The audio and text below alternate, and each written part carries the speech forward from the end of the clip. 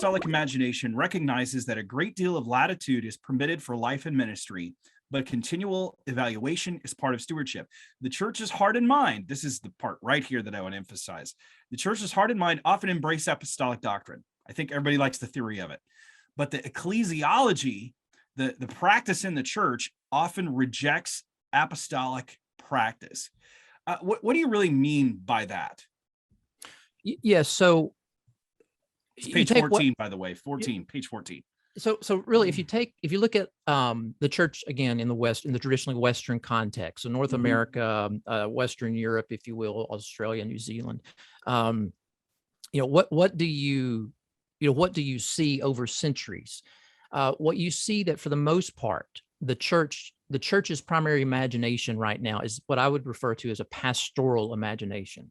And that's a great thing. That's very important. That's healthy and biblical where the church is well established. And the need for crossing cultural gaps to take the gospel from believers into the kingdom of darkness when those cultural gaps are very small, where there are all kinds of mature church structures and organization and complex ministries. A pastoral imagination takes precedent.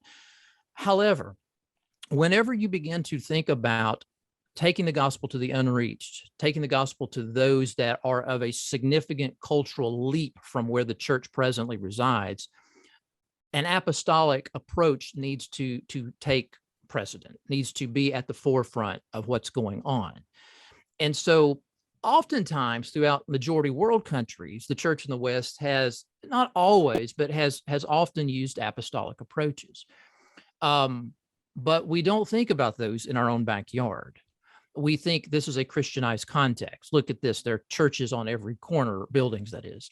There are all these mature church structures. You have all these great Christian podcasts, for example. You have places where you can go to get your degrees and all kinds of Christian literature and Christian radio stations. So we're not talking about reaching unreached people.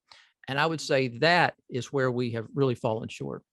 And so the ecclesiology, the structure, the way we think about church is primarily through a pastoral set of lenses. What I would refer to, there is a pastoral hegemony, if you will, and it rarely allows room for the apostolic work in a geographical context whereby there are those strong, mature church structures.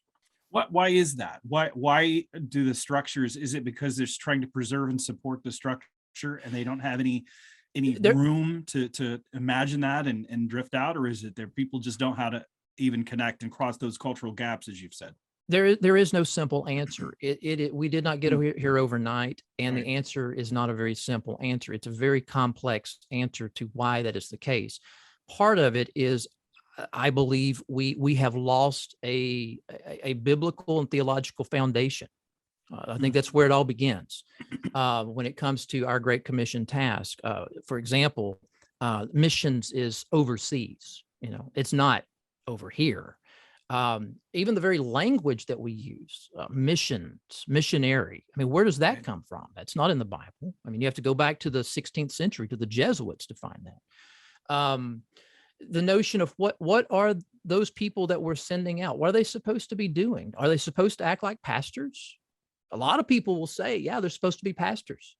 Is that really what you see in the scriptures? So I think that the whole issue of where we are, to answer the why question, is because we have focused on practical type things, and we have missed the foundational aspects over time. And because of that, there are a lot of issues, there are a lot of challenges in response to that question, why is it that we are where we are?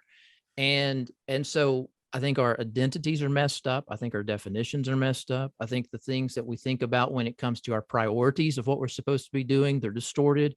The functions of what the church is supposed to be doing in the world, I think that has become blurred.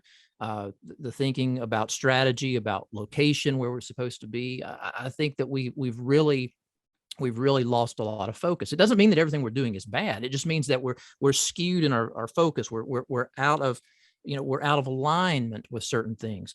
If the only tool, to use a really old, illustration here, if the only tool in the toolbox that you have is a hammer, then every every construction site, every job that you need to do, you're going to use your hammer. And so if I need to saw a board, I'm going to use a hammer. If I'm going to, put a screw into a wall, I'm going to use a hammer. Well, that's wonderful if you're needing to nail something. But if you're needing to solve things, you need to make some adjustments. Right now, the only tool for the most part in the toolbox is the hammer. And now let me make this disclaimer too. I see in my calling a pastor teacher. I'm not one who considers himself an apostle. I don't consider myself a missionary. I've worked with church planting teams and trained church planters, but I'm not a church planter.